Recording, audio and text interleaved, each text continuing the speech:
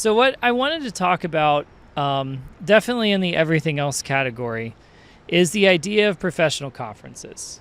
Professional conferences and events, why we go to them, what we hope to get out of them, and some areas for improvement that I think could happen in the world around us. So I want to start with sharing, if you're a Land and Everything Else listener, and you want to know more about land markets, agriculture markets, alternative investing, there's a conference called the Land Expo, hosted by People's Company every year.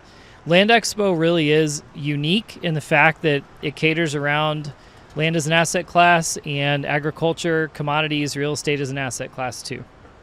So first of the year, it's really a great time. When I went to it, it was the first event I went to with you. It was the first PodPony event I went to as well. That event changed my life. First off, when we went, it's in January, and it was the first time ever that they had a blizzard during the event in Des Moines, Iowa, which stunned me. It was quite a blizzard. Yeah. Yeah. I took my father-in-law up because it was just me at PodPony at the time, and no one knew really what I did. I said, so you do podcasting, but video? I said, I'm only 2 months into PodPony. I do nothing. There's nothing that we do yet. We're just starting this whole thing.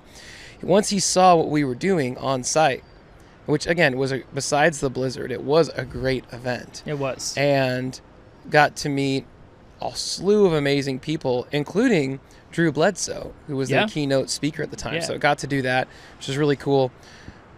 Also, my father-in-law saw what I did. He said, I know this guy who right now is a server at a restaurant in Omaha, but I think he's looking for some sort of job here. And that helped bring in Pete. And then we got Pete. And we got next Pete. Year. Yeah, and all of a sudden the quality went way up for everything.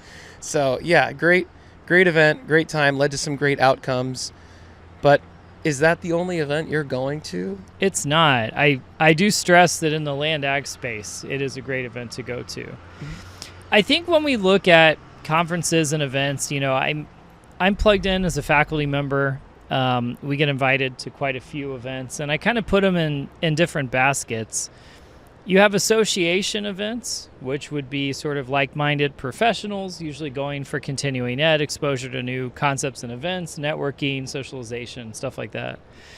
So in the association event world, you've got things like NAPFA, you've got things like the FPA, you've got things like NAFA. I don't really go to that one, but it's also a great one.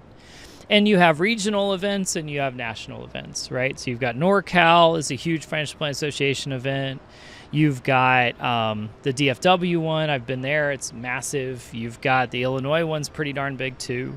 And other chapters as well across the country. So you've got that regional. You have the same parallel in the CFA world. So you've got Chartered Financial Analysts having that same regional exposure and national. And then you have custodial conferences, which I think have gotten bigger and bigger in the last 4 or 5 years. You've got BNY and Schwab. Those are very well attended, sold out quite often to those. Then I think in my world too, you've also got your, I would say, newer events, right? You've got Edge. And so what are some of those you've been to? Kind of the more formed in the last few years kind of things. Edge, Future Proof are two really popular conferences in this space. And I think they're popular. They don't follow the same recipe as an association or custodial conference. So they have slightly more emphasis on networking and more emphasis on how to market yourself as an advisor maybe, and a little less emphasis on, why this association or why this custodian. So I think they have a little more flexibility there.